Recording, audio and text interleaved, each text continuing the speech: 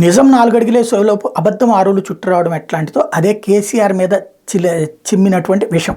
వాస్తవంగా బుల్లెట్ ప్రూఫ్లు తీసుకెళ్లి విజయవాడలో దాచారనేది అంతకంటే వెర్రితనం లేదు. నేను మొదటి నుంచి చెప్తున్నా. వాస్తవంగా ఏంటంటే బుల్లెట్ ప్రూఫింగ్ కంపెనీ పెట్టేవాళ్ళు బిజినెస్ ఎక్కువ ఉండదు కాబట్టి చాలా లిమిటెడ్గా పెడుతుంటారు. జార్ఖండ్లో ఒకటి ఉంది, మరోవైపున ఏదైతే విజయవాడలో రెండోది పెట్టారు.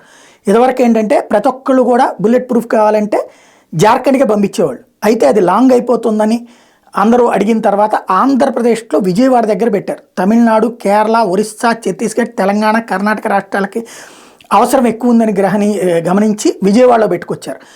ఇవి వాస్తవంగా రహస్యంగానే ఉంచుతారు. ఎందుకయ్యా అంటే అది దాంట్లో ఏమైనా డివైజెస్ పెట్టచ్చు కదా, వాటిట్లో ఏదైనా జరుగుతాయి అనేసి, లేదా వాటిట్లో ఉగ్రవాదులు దాంట్లో ఏమన్నా, ఇప్పుడు చంద్రబాబు కనుక అప్పుడు అలిపిరికి ముందుగా రోడ్లు కన్స్ట్రక్షన్ అవుతున్నప్పుడు ఆళ్లలో కలిసిపోయి ఆ తర్వాత బాంబు పేలుడు చేయలేదు, అట్లాంటివి ఏమైనా చేస్తారన్న భయంతో అది బయటికి తెలియనియరు.